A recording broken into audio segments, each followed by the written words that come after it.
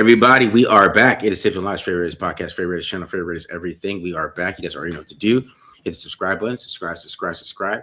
Hit the like button if you like it. Hit the dislike button if you don't like it. Leave a comment if you like it. Leave a comment if you don't like it. Also follow us on Twitter at the Mark John NFL for me, at mholder95 for Matt. And of course, pandasubs.com, discount code TDL for 25% off. Also make sure you hit up homage. You can get your Max Crosby Blitz. They're back to full price now. The Max Crosby shirts are back on full price. 15% off. Max Crosby Blitz shirt is back. So it's back in sale. So you can get you a Max Crosby Blitz shirt. Is back to there. And then also hit up the Tape Don't Lie store, tapedontlie.store. Tapedontlie.store. All right. So we're doing a free agent breakdown today. We're doing Linderbaum, Quay Walker, and Taron Johnson. But yeah, now we got some bigger news here. When you're watching the show, you probably already know. Max Crosby's back. Yeah, what a day. I saw, I think it was Ian Rappaport tweeted it, like the Raiders made all these signings and got a star pass rusher in Max Crosby. It only cost them 2 first-round picks that they never technically had. Yeah, this really goes to the saying, once a Raider, always a Raider. Once a Raider.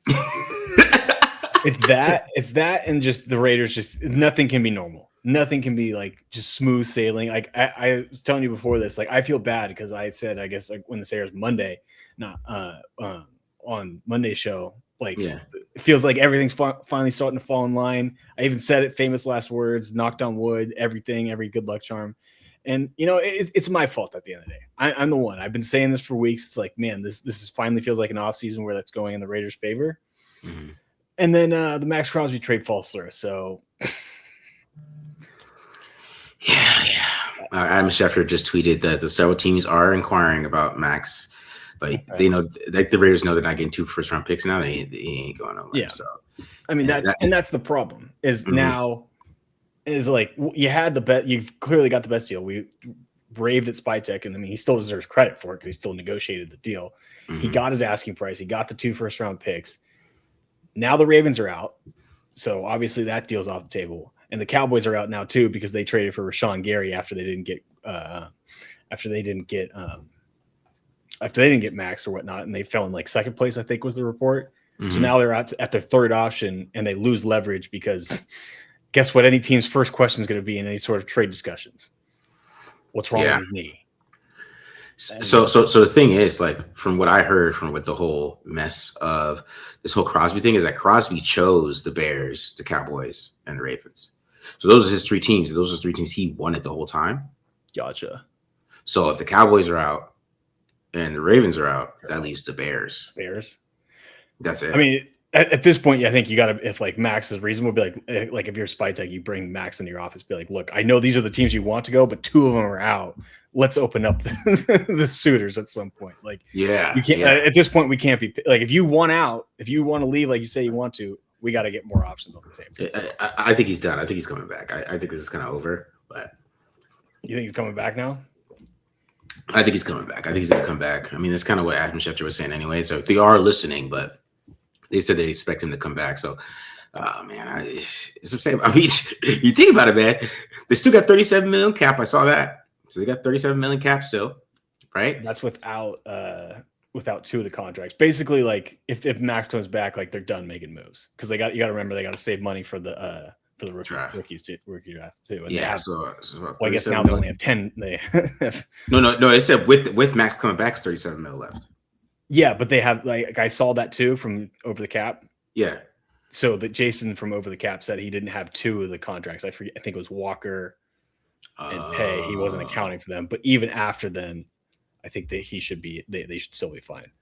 So I don't know. Maybe I'm off on that. Maybe like that's part of the problem is 1, we don't know the full details of all the contracts yet in the cap space, and then 2, like this is so fresh that nothing like we don't have a ton of great information. But my understanding was that was without like they'll still be fine. They'll still be under the cap, but that $37 million was without like Quay Walker's contract, and I forget who the second one he said it was on there, but it was missing 2 of their 5 additions that they made in the last couple of days. So maybe I'm wrong. Maybe they do have $37 million and they can still go out and get like one more like good starter. Mm-hmm. But you also have to remember like they do have to store some cash over for quite a few draft picks to save some room. And then the number one pick, what is a cheap deal and what is a cheap deal for a rookie quarterback? It is going to be the most expensive cap hit in the draft class. Yeah, man. It's going to be. Yeah, it's gonna be interesting. I wonder, just me speculating, since everybody was speculating on this. I wonder if it was a contract issue. Like, I wonder if they wanted to restructure the contract. And he's like, no. That's what I wonder. I wonder if it could be something like that. Like, they were like, I don't know if we want to pay you because he makes $35 million a year, right? Like, we don't want to pay you that if you have this injury. Yeah. So I would think though they would like talk with his agents, get that figured out before agreeing to the trade.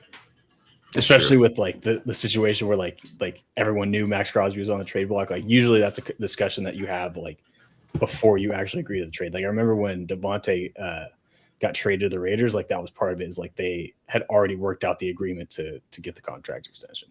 Granted, with Geno, it's funny, I was telling my wife before this, like last offseason, if you remember, like they traded for Geno, they didn't announce it for a while, and then there's like this weird stuff with the press conference, and we're like, oh no, it's just going to be a typical Raiders thing where the trade falls through. Everything was fine, and then fast forward to this week, where and I, like one of the Crosby trade to go through, and that one's the one that ends up getting rescinded. So just the Raider world, I guess that's what we live in. Never dull following this team, that's for sure. Yeah. The Ravens get assigned Trey Hendrickson. It's gonna be hilarious if they do that. That is like legitimately like just some scumbag move. Yeah, you know what I mean. Like if you got buyer's remorse, like one, just don't agree to the trade. Like that's a pretty shitty way of doing business. And then two, like you just looked at it and so, oh, Trey Hendrickson's still available after 2 days of free agency. We'll just sign him instead. That's a pretty shitty scumbag move. But yeah, I agree. All right, but we're here to talk about the positive things here. We had a positive free agency to start on Monday, right? Tuesday. I mean, this is low key is a positive. Max is coming back. I mean, some of these defensive pieces that we got, I think it is kind of a positive a little bit in my opinion. But Linderbaum, Quay Walker, and Taron Johnson. So tell us what you thought about the film of Quay Walker and Taron Johnson. So Taron Johnson, I think one of the things that I was talking about, it's interesting spelling or interesting pronunciation without spelling, but one of the things that I think I was talking about before, like his game is just basically rooted in physicality. Like I think he's pretty good in press coverage. I think he's good just kind of in coverage when he can use that 5-yard window to kind of get his hands on guys and control them a little bit. And in the run game too, like he's not as forceful as a guy like a Nate Hobbs. Like that was where like you could say Nate Hobbs like just go run straight into like an offensive lineman and like kind of almost set the edge a little bit and be like that. I don't think Taron Johnson's like that, but what he is he's physical and willing to get involved in the run fits. My problem with him, and I don't know if this is more because he's like had a couple injuries over the last 2 years, when he doesn't get his hands on guys, you can see like his lack of speed and athleticism kind of start to show up where he'll end up getting beat. So he's pretty reliant on the physicality. But that I think that is kind of like his calling card and like basically the root of his game in both phases. With Quay Walker, again, talked about him a little bit more on Monday and kind of what I thought just from knowing him as a prospect and how and a little bit of how his career's panned out. And if you guys remember me talking about, like he has all the physical attributes.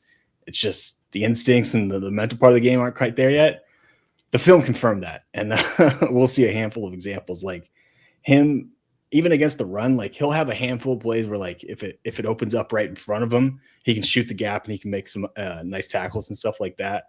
But when he has to sit there and like key and diagnose plays, like he'll get caught in like no man's land or just a little bit slow. Like I just don't trust his instincts in that game. And then in coverage, it's kind of the same thing. I mean, the guy's 6'4", 240 and runs a 4.51 or 4.53 back in the day. Had a insane combine workout, and that's why he was a first round pick. Earned like a 9.3 RAS. So he can do it athletically, but there are times where he's just literally out there covering grass. Like I'll show you. Like when we get to it, the first two I have it teed up where the first two clips basically sum him up perfectly as far as his coverage skills. So it's one of those things where I almost view Quay Walker as like another draft pick, even though he's going to be entering his 5th year in the league. Partially because he's 25 and he doesn't turn 26 until May. And two, like you can see the physical traits that's still there. And you can tell there's some untapped potential. But then again, you have the questions of it's been 4 years. You've been with the Packers. You're in a good college program at Georgia. Why aren't you there yet? Is it ever going to happen? I think that's a fair question. Yeah. But as far, again, just considering his age and his like physical attributes, his traits, like you can see why you can believe in this guy and why you can say, hey, if we can just get the mental part out of him and get him in a situation where he doesn't have to think as much, this guy can be a player for you for sure. Because I mean, they don't make many guys like him, and he's pretty good against the run, like pretty strong, can get extension. He does a lot of good things as far as like taking on blocks. I think he can be a plus run defender for you right away. It's just, again, a matter of making the game simpler for him and just letting him kind of like use his speed, athleticism, and size to his advantage. Yeah, I mean, BD texted me about Quay Walker, so he was excited about that because he's an athletic freak. So yeah. So we'll see. I mean, hopefully he just, as I'm saying, hopefully he just clicks. It's one of those things, like even, use Divine Diablo as an example. I mean, we all thought he was done. Like, right? And he was go somewhere else, so he balls out. Like, you ask us Raiders fans, like, Divine Diablo was garbage. And he changed the whole Falcons defense. You know what I mean? So hopefully that's a bounce back for us. You know what I mean? Hopefully that's hopefully they get it on the other end. Yeah, that was funny because Divine Diablo wasn't even a second thought to let him go, and then he ended up having a hell of a year with the Falcons. Hopefully that's Quay Walker. You know what I mean? Yeah, there we go. They're due for them to get someone like that. Exactly. All right. So I'm doing Tyler Linderbaum, which is pretty self-explanatory. I think he's one of the best centers in the league. I mean, he's perfect for the outside zone system, right? He does pretty much everything pretty well, right? I mean, he's a great outside zone blocker. I think he does pretty good at down blocks.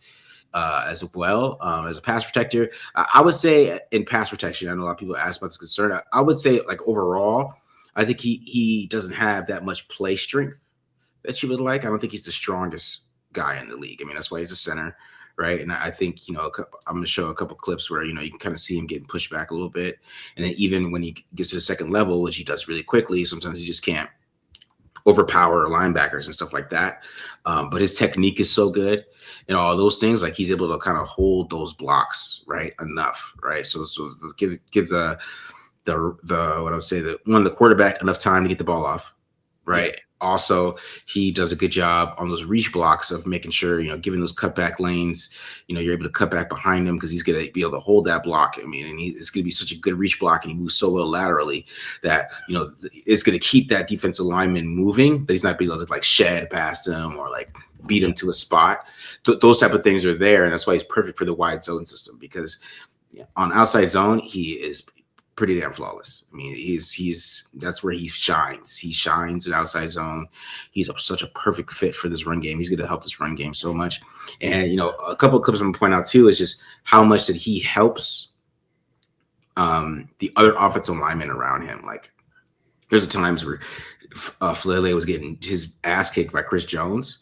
And as soon as Chris Jones would kick his ass, here comes Linderbaum to help, right? It's like those type of things show up on film where he is really helping out everybody else, or like he'll be on like the other side. He'll be like the other C gap and there'll be a stunt coming to the A gap. And then here comes Linderbaum, boom, saving the day. Like he's that type of guy. So that's why I feel like he can make the whole offensive line better too. It's just not that type of situation where he's just gonna be this dominant, I would say, like overpowering lineman. Right. He's more of a finesse guy. He's more of a finesse dude, but he is a really good player. So you just have to realize that like some guys, like if he's blocking Dexter Lawrence might be able to push him back a little bit. It's one of those things. But like with everything else, he's going to do really well there. So that's what I would really like about him is that he's going to make this offensive line better and he's perfect for the outside zone. Like it's pretty much flawless reach blocks all day. So it works out pretty well. It's funny because that like you just repeated like my like scouting report on him, like coming out of Iowa, like the same things. Like the concerns were like the anchor and like the size. I think he was like a sub 300-pound center in college, if I remember correctly. But the movement skills are just unique and rare for the position and just for his size overall too. So yeah, like I said, this is obviously the best free agent signing that they've gotten so far, and probably I don't think it will be topped this cycle. So yeah, I'm excited to see what Linderbaum can do because, like you said, I think he can help out in the running game, and the running game is a perfect fit for the system. And on top of it, too, he's the cap. He can be the captain of your offensive line, setting the protection and making sure everyone's getting on the same page, which has been a major issue for the Raiders over the last few years. One of the ones that's one of the more consistent themes, even through multiple coaching staffs and even multiple combinations of offensive lines. So yeah, he's no Andre James, guys. Let's say that. He's no Andre James. I was gonna say he is kind of like the Andre James on steroids, like right, yeah, athletic dude, like the better version, obviously much better version. Yeah. All right, let's get to the defensive players first. Let's check out the defense. All right, guys. First of all, buckle up. You're gonna get a lot of me, so hopefully you guys like my breakdowns. This will be a long one for me today. Got a bunch of clips, but I just kind of want to highlight a little bit more of what I'm talking about with just how his physicality and how he's kind of dependent on it. So like this first clip here, he does kind of get beat here by Christian Kirk on this out route. But what saves him is he does a good job of like tying up or using his hands and tying up Kirk a little bit here. Technically gets a little bit outside the 5-yard window, which I kind of like that from a DB, especially if your game's rooted in that. Let's push the rules and make the refs call it. Yeah. And I mean, he benefits from a not a great throw, but like you can see like he's at least in a position to disrupt that timing a little bit and kind of make that end up being an incompletion instead of a touchdown. Yeah. Again, not the greatest rep in the world, but one that's decent. This one's a little bit better, going to be him in press coverage against Demario Douglas. Again, this is where I'm talking about where like he's just at his best when he can get his hands on guys. Like you can see Demario tries to attack his inside leverage here. This is also what I like. He has good technique in press. Like you'll see like Demario's going to kind of inside release to kind of open him up. Yeah. And he just does a great job of using leverage steps and keeping his hip square. Boom. And then on top of it, now when Douglas tries to release up the field on like a little sluggo route, it looks like here, he's just in a great spot to open his hips and just kind of stay in that hip pocket and run with them. Yeah. And that's going to force Drake May to end up scrambling. Granted, May ends up picking up the first with his legs, but for what we care about, that's out of the scope. That's a great rep, yeah. Yeah. And then what really got me excited is this one against Hunter Henry, like him in press here. Now, I will say this is dagger. The Josh McDaniel special, as you know well. Mark. This has to be 3rd and 10, right? It's 3rd and 10? I think it is 3rd down. Let's see. 2nd and 4, it looks like. Oh, wait. Okay. Yeah, 2nd and 4. So he's changing it up a little bit. Okay. But I will say this is the clear out route on dagger. But, I mean, Marcus, correct me if I'm wrong. Like in dagger, especially with the split safety look, like quarterback has the option to alert the seam and rip that. Yeah, he does. For sure, yeah. And then, but with, again, Johnson, same thing with the great technique.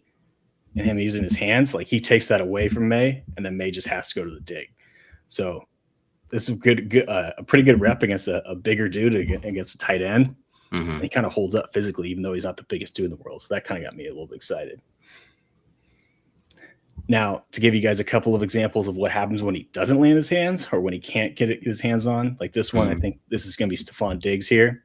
And obviously Diggs is going to be off the line. They put the outside receiver on the line of scrimmage. So he's in a spot where he just can't get his hands on and just kind of gets beat inside too. Like not greatest technique. Like probably can just turn and run it a little bit earlier on this. That's what I'm saying. Like he's just not as comfortable when he can't get his hands on the receiver. Weird he hesitated on that one. Like I don't know what he was hesitating about. Yeah, that's the weird thing too. And I think it's just, I mean, maybe not comfortable. I don't know why because I mean, very clearly Diggs he's running a drag route on this one. Yeah, he's kind of shuffles his feet and hesitates for a second. I don't know what the deal was on that one, but it's kind of a constant theme where he doesn't get hands on, then he ends up just not getting comfortable. Like you can see on this one, like he does a good job passing off this like little clear out route, the little slot fade, and he picks up the under route, but he goes to get his hands on, misses, and then the same kind of thing. He just kind of like panics a little bit and ends up giving up a 35-yard catch to Christian Kirk, which can't give up 35-yard catches to Christian Kirk. No, you can't. Can't have that. The other thing I like about him though too is like he's a decent tackler. Like he doesn't miss much. Like this one I will say is more of a kind of a meh rep more than anything. Like, but what I do like is like you can see like it's 3rd and long, so it's not anything too spectacular. What I like is that he gets to his depth. And this is what I'm talking about where like he's willing to come up and make plays and come up and make tackles. Makes a nice little open field tackle. Shit breaks down and understands the assignment, understands situational football where we just got to get Nico Collins on the ground before he picks up the first there and does his job. puts the field goal team on the field. Yeah, good tackle. Could be another good example of just situational football. This one's going to be 3rd and 15. So we're not worried about preventing the completion. All we really care about, especially this low in the red zone, is just preventing the touchdown. Yeah. What I like about this too, like he understands you can tell he understands the coverage too, because he's going to play with inside leverage. And it looks like this is maybe some cover 6, with the Tampa dropper here. So he has no support on the inside. So he protects himself by kind of taking that away from Kirk here and forcing him to go wide. And then when he does, now it's just a matter of rallying, tackling. Again, all we're really trying to do here is just prevent the touchdown and put the field goal unit on the field. Ends up accomplishing that goal.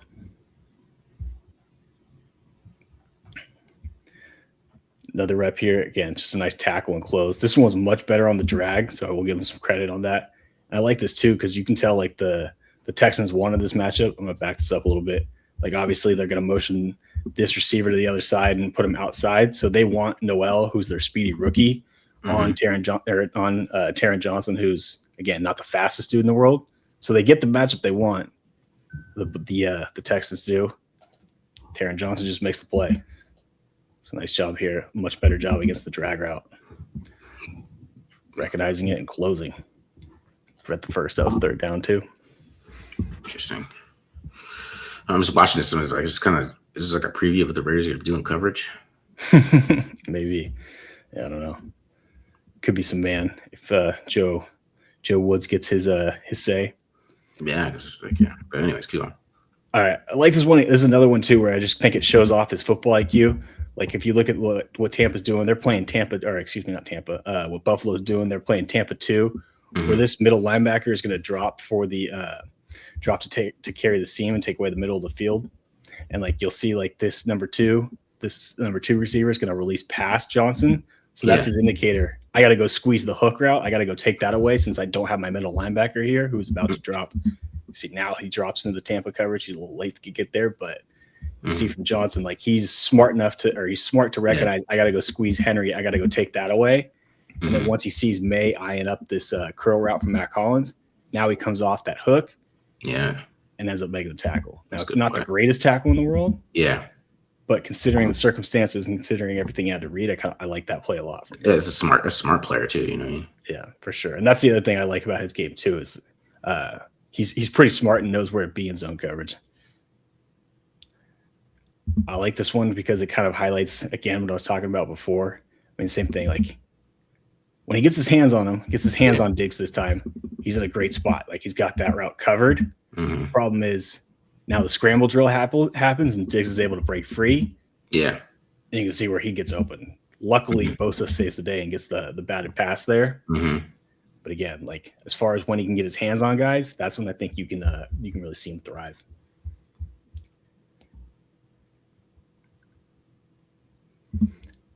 Now this clip again is more of a him playing zone. You see him coming to the box on this one with that motion. And what I like too is again, same kind of thing. I think this one's going to be, he's on it's cover 8, I believe. No, it's cover 6. Cover 6, where he's on the cover 2 side. And once he recognizes and sees that this receiver weak out into the flat, now he kind of pulls up and starts to sink, and that takes away the curl, which you can see Davis Mills now has to come off that. So not one that's going to show up in the stat sheet, not a rep that's a highlight by any means. Yeah. Just a good example of his football IQ to take away an option from Davis Mills. It's one more of a one-off. He doesn't have great ball production or great ball skills, but did get a PBU on this one, so I figured I'd share it. See a little bit better the movement skills, sit on that whip route, and then it's a batted pass, so that's why he ends up getting the PBU at the end here. But nice job, poke it out at the very least. Make sure that catches. He's definitely better than Darnay Holmes, so I know when I'm watching this. This is very true, very very true. I'm not going to argue with that on that one. May not be the biggest fan of the Taron Johnson trade, but I will not argue that he is, or I will not argue against that him being better than Darnay Holmes. That's for sure. Now, again, this is one of the things that I do kind of have to knock him for as a against the run is, yes, he is willing. Yes, he is physical. And this is a little bit what I was talking about, where he's just not the biggest dude. And like, there are times where he'll just get dragged by running backs like this one. Like, you'll see he makes this contact in the backfield, has a great tackle for loss, has the stop, but he's just not that big and strong. And sometimes he's going to get carried. And it'll show up too when he tries to take on blocks, which can be a minor issue when you're the nickel. Yeah. Not a great tackle either, but what I do like about him is, like, he is, like, again, physical and a high motor guy, and this is a great example on it. This time he's going up against Mac Hollins, who is a good blocking receiver, but obviously a little bit more his speed than like a tight end or an offensive lineman. You see it does a much better job of just, like, I don't know what the hell Hollins is trying to do, like half cut him or whatever. Maybe just gets off that block, just gets rid of Hollins, and on top of it too, just stays in the play. Like, he's a snap to whistle guy for sure. That's what another thing I like about him. Yeah, hustle, high energy type of player. This next clip I thought was actually a much better tackle, because with this play call, with the Bills being in man coverage here, like, you're going to see what the Patriots are going to do is they're going to motion. This is Travion Henderson, their rookie running back, who is their RB2. They're going to motion him across the formation, and then we're going to fly sweep to him. Yeah. And with the Bills being in man, that means Johnson's going to follow him. So now he's got to loop around the linebackers, avoid the linebackers, and avoid the trash. And on top of it, like, I'll give him a pass for giving up some extra yards after contact, because all of his momentum is now going towards the sideline versus being able to come downhill. Even so, still makes a tackle and gives us a chance. Not a great one, but a chance on 3rd and 1 to be able to get off the field. Yeah, that's a nice play right there. I like that play. Yeah. The play that I think is a little bit harder than what meets the eye originally, because that's not an easy tackle to make. And they're counting on, I mean, the Patriots are basically counting on Henderson to either make him miss or him not to make that tackle to get the first down there. But he makes a play.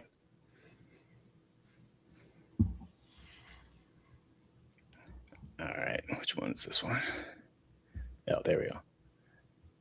This, to be more than anything, just showed his instincts against the run. I'll actually play it from the end zone view. You'll get a better eye of it. Again, same kind of thing where the Patriots motion a receiver across, so now he's in a new spot than where he was previously lining up.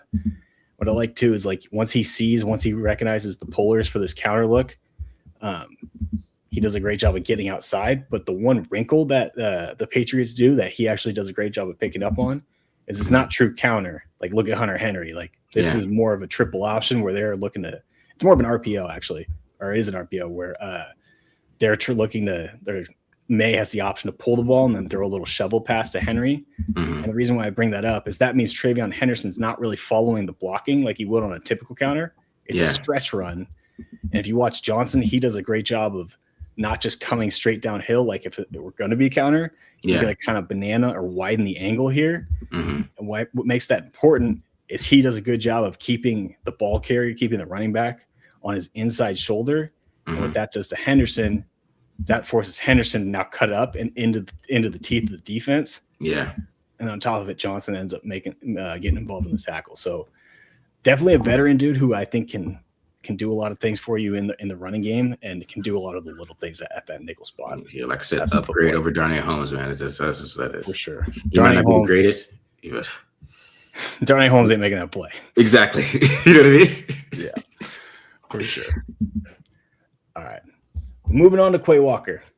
This is what I said. I'm going to show you 2 clips, and they happen to be back-to-back plays from the playoff game against the Bears last year that sum up Quay Walker pretty well in coverage. Like, this first one, great rep. Like, it's going to cover 2. Like, he's going to cover the running back on the choice route. And this is what I'm talking about. Like, he does a great job, too, of, like, maintaining some inside leverage to take that away and kind of forcing the running back to go somewhere. Like, you can see, like, he has the movement skills to match the route, and on top of it, he's able to step in front of it and cut or undercut the route, and ends up getting a PBU. Great play, right? It's a nice, impressive athleticism. Like, makes a play on the ball, shows some IQ. I'm gonna let this one run for a second. Oh man, this is the very next play, by the way. What is it? Like, this is the same coverage, cover 2. And The only difference is he's just getting a drag route from Zacchaeus, their slot receiver. Mm-hmm. He just has a brain fart. Like that's the only way I know how to sum it up. Like I will say, like he should be getting a little more help from the other linebacker here, who widens way too much. Maybe, but he doesn't do any like he's either got to like sit here on the hash and like try and wall off Zacchaeus, or if he is going to play back and stay like on top of the receiver, like park yourself about here at the 3-yard line and follow him. But he just like is late. Like I don't know what to tell you what he's thinking on this one. I wish I could. And like judging by his reaction, he's trying to figure that out too. Yeah, because I think he's expecting that. So that's what I'm saying. Like, but he's playing grass. You just shouldn't. To me, like dudes in front of you like that, like at least move and stop him from doing something. Don't assume somebody's there. He's assuming. And there's no other threats. Yeah, he's assuming.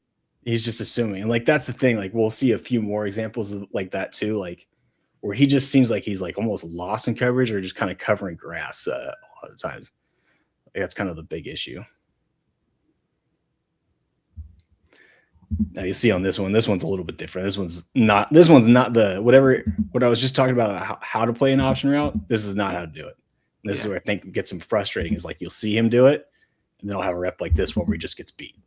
Like, there's nothing fancy about that. He just got beat, got caught a little flat-footed here. Mm-hmm. And that's Will Shipley too, by the way, for the Eagles. That's not exactly like Saquon Barkley or anything where he's just getting beat on the option route. So that is the frustrating part about him in coverage too, is he's a little more inconsistent, I'd say. This was another one that kind of summed up Quay Walker for me. So going to be a play action fake. I mean, he is in the backfield. Yeah. Biting that hard on the play action fake. Wow. But the crazy thing is too, like he bites that hard, but he has the athleticism to retrace and then go back and like pick up this tight end. And he damn near makes a play on the ball. Like you can see right there, like there's his hand, there's the ball, but he over pursues it on top of it too. Yeah. So bites hard on the play action and then has the movement skills to get back and be in a position to like make a play on the ball and pick up his man despite the previous mistake. But then on top of it, he just overruns it. Yeah. And this he's a little lost too, because like if he felt that guy was behind him, he might pick this off. Yeah, for sure. And like he takes a peek, like you see right there. I think I have the end zone view here too, that shows it off a little bit better. Like he took a peek and saw him, but I think maybe it was too late. Oh no, I didn't do the end zone view. But like either way, like it's just like the overthinking or whatever, like the mental part of coverage just does not click for him or has not yet. So it's interesting. Now this is one, again, this is probably me being a little more nitpicky. But this is like a rep too, where it's like, it just to me highlights how he just isn't comfortable in coverage and doesn't quite like understand where he needs to be and kind of covering grass. Like this is cover 2 and he's the middle hook and he's cheating this way. I think he gets a little bit too wide, to be honest with you. Yeah. You see he ends up damn near on top of the numbers and damn near with the like on top of his own his other linebacker. And then also like, especially with nothing underneath, this guy running an out, you got the back and the flat, like just keep sinking, help your safety out here. Now Jalen Hurts misses the throw, so it's all for naught. But again, this is a situation where like, I just feel like his football IQ, his instincts and coverage just aren't up to snuff right now. Yeah.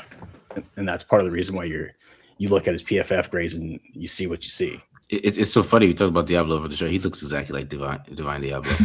Yeah. Just bigger. Yeah. Just like 15 pounds heavier. And I mean, this one's just, I mean, that's just a pure coverage. Like what's funny to me too is like, this is a tough assignment. Saquon Barkley, he's lined up on this line of scrimmage and he has what's called a peel. So basically if Saquon Barkley blocks, then Quay Walker rushes. If Saquon Barkley releases out on a route, then Quay Walker has the peel and he goes to pick him up. But it's also called a green dog blitz, if you've heard that before. And he sees Barkley, like right now, he's very clearly looking at Saquon Barkley and seeing Barkley release on a route.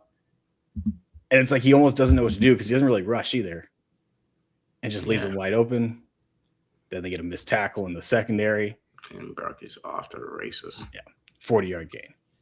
So again, that's just where the frustration lies, where like physically he can do it, but he just has these like mental lapses. I mean, this is similar to that one I was talking about earlier where Jalen Hurts missed the throw. I mean, same thing. Nothing in the area, nothing even close to him. You got the back in the flat, who your flat defender, your curl flat defender in cover 3 has. Keep working for depth. Keep sinking.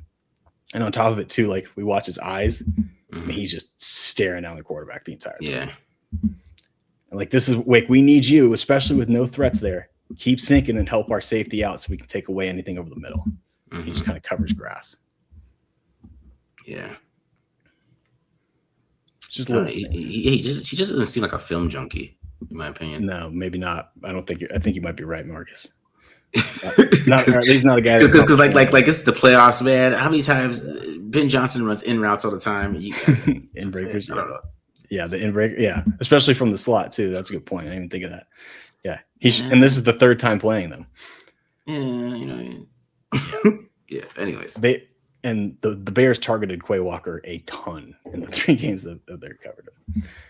Now, again, this is the frustrating part with Quay Walker, because, again, this is another great rep where he's in coverage against the tight end, does a great job maintaining his inside leverage, uses his hands to get time in the route, and undercuts it, gets a PBU. So this is the Jekyll and Hyde of Quay Walker, because he had 2 PBUs in this game, and he also gave up 100 yards. Because granted, the Bears threw at him 11 times, but again, just kind of like, just goes to show, like, he's either making a great play or he just looks absolutely lost. I think it'll be another PBU here. This one's, I believe, late in the game. Oh, no, this is not even a PBU. But what I do like about this is he gets physical. Yeah. I would say I'd like to see him, like, just kind of open that way. And, like, at this point, just kind of face your man. But he disrupts the timing enough of the route enough to help lead to that incompletion. Yeah. Oh, the PBU was the earlier one I showed. That's right. Again, the run is kind of where he's going to make his money the most. But I did want to highlight, like, there were other examples I could have included on this, but where his just instincts and being in the right place kind of still show up. Like you'll see on this one. Like, this is pretty simple inside zone. I mean, I guess maybe he gets a little bit of the eye candy with the wide receiver in the backfield working across the formation, but at some point, like, dude, just shoot this gap. Yeah, so I was watching that, like, bro, what are you doing? Instead, he just kind of plays it in no man's land, and doesn't. And I mean, they give up a big game. Like, I don't know, maybe he's worried about the backside, but you got Gary who's unblocked on that one, and you have someone else that can come fill that. Just shoot this one, man. Like, it's open right in front of you. Just take it. But again, I do think he's more good than bad as a run defender, and we'll see a bunch of examples of that in here in a second. See on this one, like, a little bit better the instincts, but really more than anything, the reason why he makes this play is, like, he just uses his hands. Like, this is a good job by 96 here of helping, like, keep us clean and disrupting Dickerson's path to the second level. And on top of it too, like, you'll see Walker, he does a good job of getting his hands up quick. We'll see better examples of this in a second. And it just easily defeats that block in the perfect spot to go make a tackle for a short gain. Yeah, that's a nice play right there. Yeah. See a bunch of them here. I think it's basically the same play, just a different iteration of it. But yeah, basically the same thing. They do get 6 on this, but this was 2nd and 10, so we'll give that up. And the bigger problem is McDuffie here at 58 for the Packers. But from Quay Walker's perspective, I mean, just quick to get his hands up. Like, you can see he's got his you can see his glove, his black glove right there. It's a great job of getting it on Dickerson's chest. And then on top of it, he does have some pretty damn impressive strength to get extension. Like, we'll see a few examples where he just locks out offensive linemen. And I mean, you can even see it with this one on Dickerson. Dickerson can't get his hands on him, and then he's able to escape across Dickerson's face and ends up making that tackle.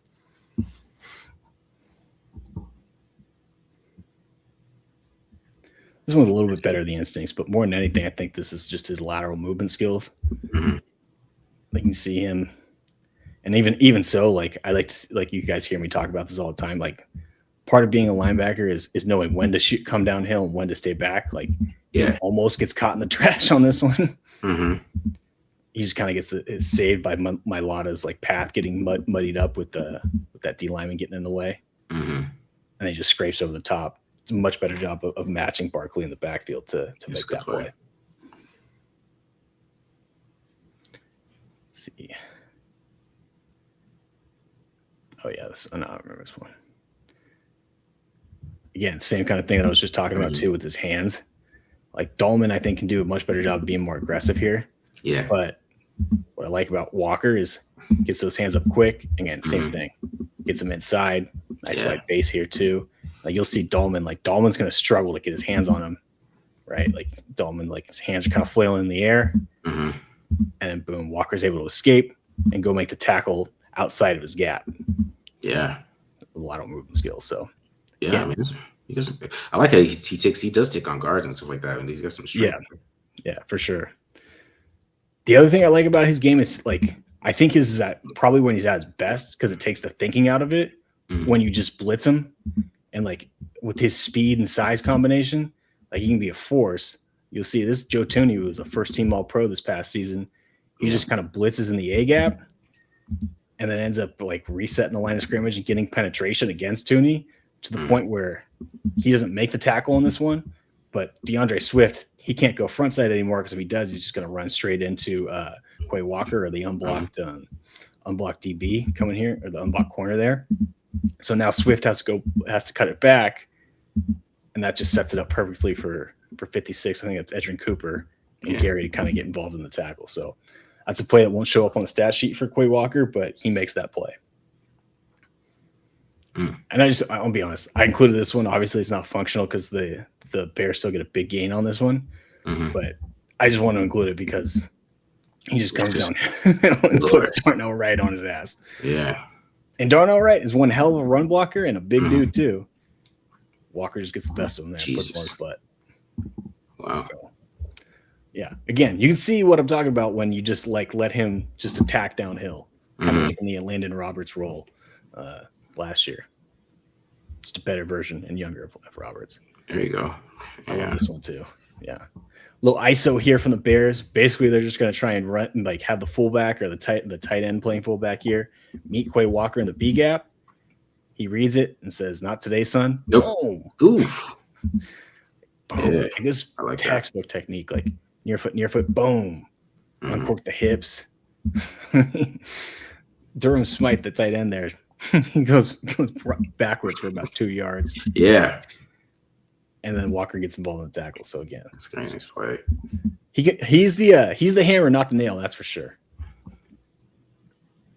I love that one. Just take on the block in the gap.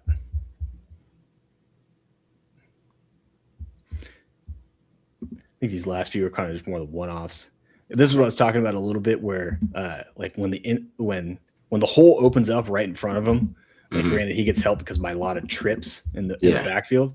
But what makes Walker being able to like make this tackle is once he sees the down block and he sees like the Red Seas part, he like it does a good job of attacking downhill. Now, granted, on that zone run we saw earlier, he didn't do it, but that's the enigma that seems to be Quay Walker with when it comes to his instincts. Because this one is a great play, great rep. He tackles really well though. Just that's the thing. Yeah, that had I think 8 misses last year, all last year. Yeah, like 7%, 6%, 7%. Yeah. Again, this makes that other rep frustrating because he reads this perfectly.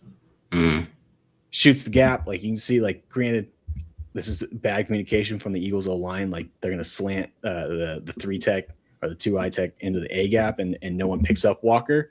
This is what I'm talking about. Like the gap opens up in front of him. He does a great job of shooting it, and then ends up making a tackle and getting a TFL. So that's what's frustrating about him is it's there in flashes, but not consistent yet. And I think that speaks to his youth and just inexperience, which hopefully the Raiders can get the most out of him. Yeah, that's nice. Okay. I mean, again, just attacking downhill. This is when he's at his best.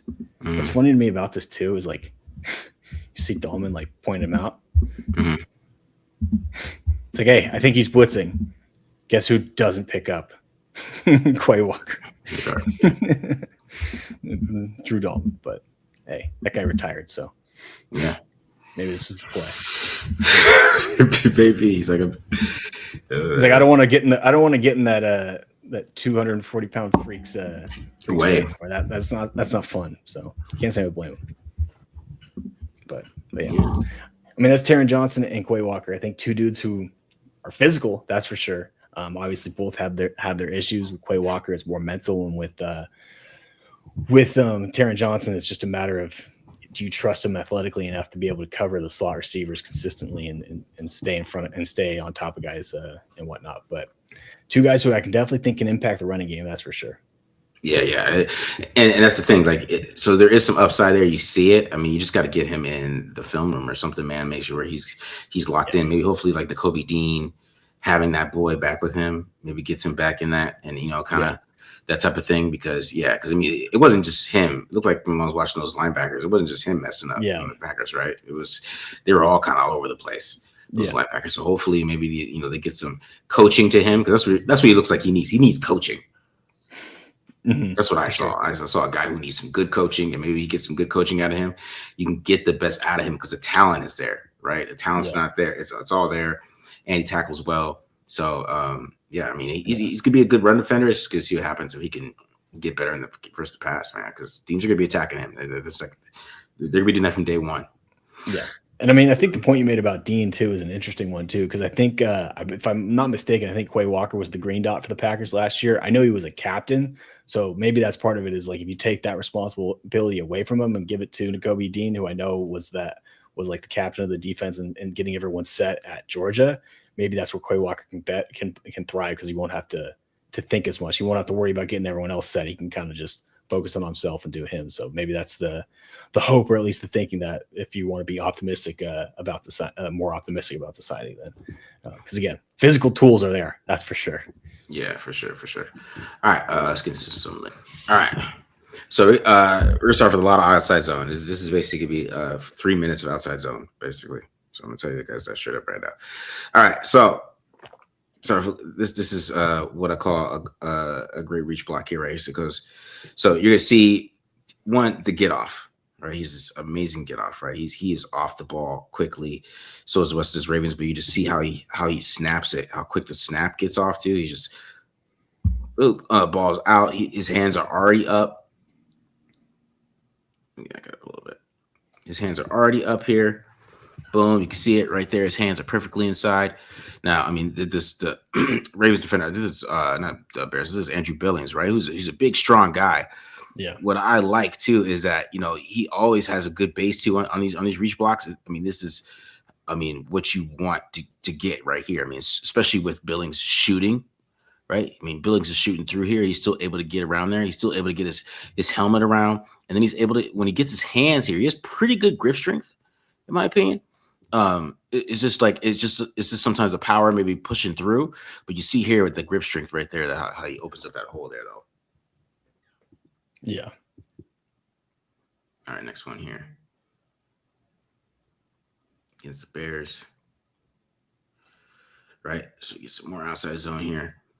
What I like about this one too is, like, since he's getting a little help here from 72, right? What I like is that his ability to just kind of just understand that this guy has the inside, right, or the outside, I mean, and he has the inside that he could just keep driving with that help. He just keeps driving his legs, boom, driving his legs, and then Derrick Henry, of course, he's a Hall of Famer, so does a good job of setting this up. Setting up this cutback by allowing it and being patient and knowing that cutback's coming, gets right back upfield. But you see how good Linderbaum is, man. And you can see the athleticism right away. Boom. And he's just pushing. And he's some big guys. Of course, like I said, he got some help there. But also what it does is how it forces this linebacker, because how the motion of what they're doing here, especially it looks like, I mean, this is what pure wide zone is. I mean, you see some outside zone, but this is what Kubiak is going to be doing here. And this linebacker here, he sees it, so he ends up, over pursuing there, and that opens up that cutback, and they're able to hold that up a little bit and get a quick, like 5 or 6. All right, gets the Bears again here. All right, Bears a little bit of over front. And this is just perfect reach block right here. So getting some outside zone here. Perfect reach block. I mean, if you're a scouting academy alumni, this is exactly how they want you to describe it when you're watching it. You get that helmet right on here, that outside shoulder right there. Perfect leverage. And then what I like too is how he's able to hold this with both the one arm. You get that leverage right there, and he's able to keep pushing. Right. Yeah. And yeah, this doesn't end up being the best block here because, like I said, the rest of the Ravens O line is not very good. But you can see what he does because I think maybe if Henry could maybe cut this back a little bit, but I think Henry saw this and he's going to take his chance, take on this linebacker here, right? And then but still, that's a great block from Linderbaum. Yeah. All right, here we go. Some more outside zone here.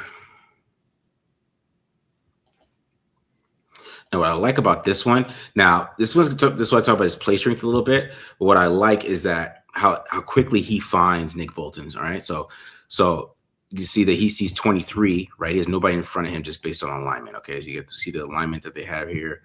Right, there's nobody in front of him, so he's just not going to try to block somebody. He just block blind, which I really like. He's looking throughout the zone. Right, so 23. I can't get to 23. He's going too far this way, right? So he basically turns around and finds Nick Bolton immediately. And this kind of shows his intelligence in outside zone. Now, like I said, this will end up being a huge block on Nick Bolton. All right. But Nick Bolton's a really good player. And I know Nick Bolton, he is reading this. He's trying to get in front of Linderbaum. He's trying to get in front of Linderbaum there. And Linderbaum does a good job of just pushing him back enough, right? Which gives Derrick Henry about another 10 yards because he makes that tackle past the first down. Yeah. That's nice, right? Play. Yeah, so it doesn't end up looking like a pancake or anything like that. But like I said, the play strength isn't incredible. But this is just great job of him finding guys, understanding what he needs to do in outside zone, and just that helps get this 10 yards. And Nick Bolton's not able to come and make that a 5-yard game. It becomes a 10-yard game. There's another one here. I thought that was Joe Flacco for a second. I started first one. All right, now this is an interesting outside zone because about this one is like it feels like he kind of overpursued it, but I feel like he did this on purpose a little bit, right? And which understanding 43 here. Watch Falele. He gets up on I don't know who exactly that is, but he gets on this defensive tackle, and once he is kind of maybe moving a little bit too fast. I don't know if this is on purpose. It probably is. But he's moving a little bit too fast here, right? Maybe past Falele wasn't. I don't know if Falele wasn't supposed to block him. But what happens, like I said, is he's so aware, right? So he understands that he sees Falele is about to get to the second level. He just replaces him. Boom, right? Then you see with the pad level, the hands, and what he's about to do. Line that perfect block right there, right? That's great. And that opens this hole up for Justice Hill, and he's gone for 71. That's a great block. Right? That's fantastic. Right there. Like just perfect. Boom. That's beautiful, man. I don't know if that block was on that, like him overlapping was on purpose, or that's just the difference in those two guys' get-offs. Yeah, exactly. Like I don't know. I'm not the filmer, I can't tell you, but man, that's a great block. That's an awesome block. All right. Next one here. Now, this one is just showing him in space a little bit, and you just see the movement skills here, man. Look, it's just the movement he has on this, be able to kind of fake the outside zone. You can kind of see it. It kind of show that it looks like it's going to be an outside zone. I love this play call, actually. Right? And you get the play action here. And you get the screen, but then you see the athleticism. Look how quickly he gets up to Brisker. Boom. And then you can see the leverage he has on Brisker already. He's pushing him. He's going nowhere. Pushes him about 10 yards downfield. That's athleticism, kids. You can't do that without 2 first-round picks, a first-round left tackle and Ronnie Stanley, and a first-round pick at center. Yeah. You got to have some athletic linemen to be able to pull that off. For sure, man. For sure. All right, next one here. Like I said, this was just a beautiful too. Now, this one, you could just see how quick his get off, man, and how he's just so athletic, right? And you can see, okay, he's like, okay, Falele's got that guy. All right, cool. where do I go next? He knows exactly where to go everywhere in zone. So he's gonna, I'm gonna hit this guy. We know he got some help on this wide receiver on Byard, right? So okay, so all right, Byard's got him. That's cool. All right, so just let me go get 33 here. Boom, and just knock his ass over. Right? It's just, but you just see how quickly he's moving. Yeah. Like he is so quick for offensive lineman. Like he's one of the fastest offensive linemen I've seen just off the ball. Just how quick he's moving. Because this is, I mean, I'm gonna play this full motion. You see how quickly this happens. He blocks 3 guys in about 2.5 seconds. You know what I'm saying? Like stupid. Oh my. Special movement skills. Special. All right.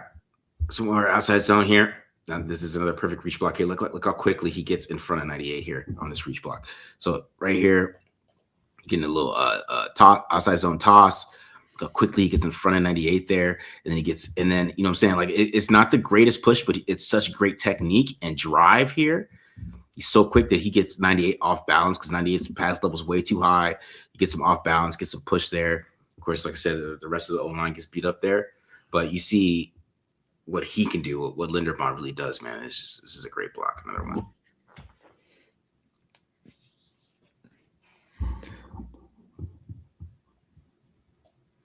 And this is consistent, man, guys. All right. So, I mean, get a little inside zone on this one. Right. And this is what I'm talking about, just being awareness that he has. Okay. So, all right. So he sees the shift from this defensive lineman right here. Right. So he sees the shift. He's able to kind of basically understand, okay, I'm not going to be able to reach for this combo block. You've seen so many Raiders guys do this. They force a combo block. He's not going to force a combo block. That's not what Linderbaum's going to do. He's not going to force it. He understands where he's supposed to be in zone. He just gets right to the second level where Nick Bolton's at. And then he ends up driving Nick Bolton down the field, gets a nice little light pancake. This is the type of pancake you get. A nice little light pancake. I call it a kid pancake. You know, what you get your kids after you go to the store. Yeah. You haven't experienced it yet, man, but you will in a couple of years. You get the kid pancakes. That's right there, man. It's a crepe. It's not a pancake. It's a crepe. A little bit thinner. Yeah, exactly. All right. So here's another one here. This is more in power here. So you get a little power run. And this is what I'm talking about, just the get off here, okay? So you see how low he gets here. Boom. With that snap, I mean, this guy's pretty low too, right? This is not a bad rep from this defensive tackle, but he gets lower, and then you can see just his drive and his base. You can't see it from this side a little bit, but you see how he's able to get right back in there. His hands are in the right spot. He's not able to get pushed back enough, but you can see like a little bit of the play strength issues here because you can't get too much push on 98, but it's the initial block, right? It opens everything up. Doesn't allow 98 to get off right there. It's a good play right there. All right, another block here. Another outside zone, I believe, on this one. No, some more counter here. Like I said, the get off, man, is just special. So boom. So freaky. Yeah, just right there. Boom. He's already got the get off there. Like I said, like 98 has the leverage here. Maybe we can talk about maybe he's getting pushed up there, but it's just enough. He got off. He gets off so quickly, right? That maybe he's not able to hold that block enough there. You have to say you see a little bit of the play strict issues, right? If he faces some bigger guys, but you know, they ran more power in this game. I'm not really sure about why they did that. Maybe they saw something on film, but you can tell he's not the best in power. He's not the best gap guy, right? You really don't want him doing that too much. All right, yeah, because you want him moving like this, right? So he gets a little bit of mid zone on this one. And this is what you see. This is why you want him moving laterally like this, because you get that push and then he's able to get to the second level, right?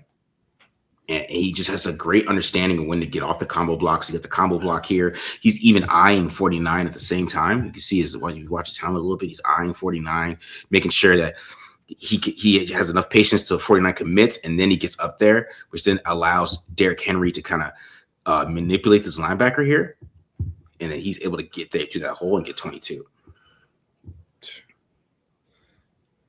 So that's what I'm saying. Like, I mean, this is, because this is how Genty runs, right? If you have a guy who can hold these blocks like this and allow Ashton Genty to manipulate these linebackers, you see where Derrick Henry's eyes are. He makes 49 go into Linderbaum and then cuts back out. Yeah. Yeah. Love it. Yeah. Genty is the happiest guy in the world right now. Seriously. All right. One more here. You just see how quickly he gets to the second level on this outside zone here. Dude, he's just on linebackers in a fucking hurry. I know, right? So it's like boom, and he's just on this linebacker quick, right there. You know what I'm saying? And of course, they do a good job. The Bengals do a good job of just crashing here from the safeties and the corners here. But you see what Linderbaum does, man. He just gets downfield so quick on 42, man. Yeah, it's consistency, man. All right, so this is the last outside zone run here. No, we're getting some pass protection. Getting the pass protection here. All right. So end this with some pass protection. Like I said, the get off is where it's at, right? I mean, you're going against Billings here. Billings is a strong dude. Of course, he gets some help here, but you can just see the technique, the balance he has too, the base that he builds is and everything. You just see how his feet moves too, never crossing. He's able to kind of hold that block against a really strong player. And of course, it helps that they're doing a little rollout there, but see how well he does it there. Like and I showed this one because it kind of shows that he understands where to help. Okay, I know. As I'm saying, if this is like Caleb Rogers, he knows Caleb Rogers is having a bad day. He's not gonna let Caleb Rogers block Chris Jones by himself. He understands on film where to help out. This is saying it's a basic block. There's nothing special here, but it's just kind of showing his intelligence. He knows exactly what to do. Allows the quarterback to get the ball off. All right, this is another one right here, which I really like. This is some subtle stuff that you're just gonna notice. All right, so he makes sure that 54 here is not blitzing. Right, make sure that 54 is not blitzing. Okay, I know he's not blitzing. I gotta go help Falele because if he doesn't, because Chris Jones, the future Hall of Famer versus Daniel Falele is a mismatch. Yeah, and it's exactly allows Jackson to get this ball off and get 15 on this pass though. Right. And that's what you want, man. This is beautiful. Boom. Right. Understand that. Right. It's not even great technique or anything, but he understands I get this double team on Chris Jones. I'm going to get my quarterback enough time to get that ball off. Yeah. All right. So here is 101 on Chris Jones here. No, it's not Chris Jones, but still a good rep. Still a good rep, though. Right. You know what I'm saying? What I like is he has a good understanding of these blitzes too, because he understands that Derrick Henry has to take 33, right? So he understands that, so he knows that with the shift, I have to get right on 92. Gets that good off, and you see the hands, right? The hand fight. The dude tries to knock his hands away a little bit, but you see he has great balance here. You see the athleticism there. He's able to hold that block. It's a great block right there. Of course, Lamar Jackson just I don't know what he's doing here. Yeah, great pick off by Chanel though. It's a great pitch. Yeah. Same thing here, right? See the defensive tackle slanting there, and then what I really like about this one, and I mean this does a little show about his play strength, in my opinion, but he does a good job of understanding the stunt too, right? He's able to kind of pick up the stunt. They keep it really close. The Bengals do, in my opinion, right? And then you see a little bit of the issues with the play strength. He's not able to hold this block, right? That much, but it gives Lamar Jackson just enough time, right? I mean, that's what you need, just enough time. Yeah. Maybe if Jackson doesn't throw this ball on time here, but it's enough time right there. He's gonna give you that 3 seconds. The past 3 seconds, I don't know, but he's gonna give you that 3 seconds. I know that. All right, here's the next one here.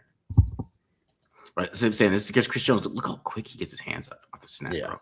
Look how that is right, and where they're placed at, man. Yep. You know what I'm saying? Like this, that is awesome. Yeah, that's one thing I noticed too. Like a couple of those, he just does a great job of keeping his hands tight and coming up with his hands to stand up pass rushers too, which is really good against those bull rushers. Yeah. All right, now these are my favorite reps because I just haven't seen stuff like this in a long time. so here he is, basically understand. Okay, nobody's coming in front of me, right? So let me start looking around. You see, you peek a little bit, make sure that Falele doesn't need any help. I'm gonna give you a little chance, Falele, but you see Falele starts losing. Let me help you out. Boom. Make sure to give you enough time, and it allows Lamar Jackson to get out there. Gets about 14, 20 on the ground right there. So. We just haven't seen this in a while, guys. I haven't seen stuff like this in a minute. You know what I mean? It was refreshing. That's what I'm talking about, just making guys better. Because I swear Falele was getting his ass kicked half of this game, and he was just saving him. Like, this is one of my favorite ones. All right, so because you're gonna get a stunt here from Karlaftis and Chris Jones, right? And if you're a Raiders fan, this is a sack, right? This has been a sack for the past 5 years. It was about 20 since they moved to Vegas. This is a sack. But with Linderbaum, you already see him. He's peeking. He sees it coming, right? And he's just right there. Boom, saves him. What I like about this, back it up to the start. Like what I like about this too is like you show this to me shows highlights his like IQ and pass pro more than anything. Because if you watch, like he's going to open up to his left, our right, if you're looking at the screen. And then once he sees that defensive tackle coming, like working wide, now he goes back to the other direction, knows something's got to be up. So that to me just highlights how his football IQ, like, because it opens the way opposite of the stunt, which is what you want defensively. But Linderbaum picks up on it and he is able to help out. Yeah, that's impressive. That's very impressive. All right, next one here. I mean, kind of same thing here too, right? Understanding how where their blitz is coming from, who he's got to pick up. Right? Yeah, perfect. Like perfectly understanding that. It's saying gives Lamar Jackson perfect enough time to get that pass off against cover 0. Yeah, man, he's just a changer for the offensive line. Because like I said, especially if you go with like Caleb Rogers or even JPJ there, if JPJ makes a mistake or makes a one-handed mistake, he's going to clean up. He's going to clean it up. All right, here's another one. Him just finding work here. Right there.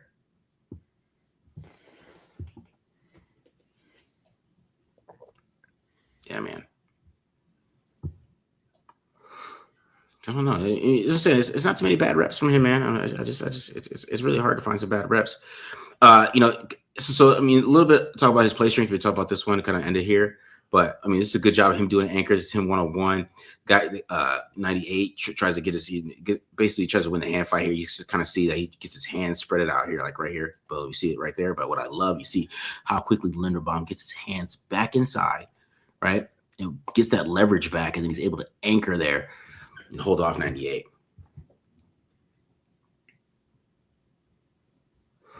All right, but if you're worried about his pass protection, like sometimes, and like kind of on this rep, but sometimes this is probably one of his worst reps I saw in film. But like, yeah, if he gets that pushback and guy gets that perfect leverage on him, sometimes this could happen, right? This can happen to him. All right, he's getting pushed back right there. He's not able to hold his kind of feet all over the place. It ends up being a sack. But yeah, I mean that's the worst you're gonna get, though, guys. That's the worst you're gonna get.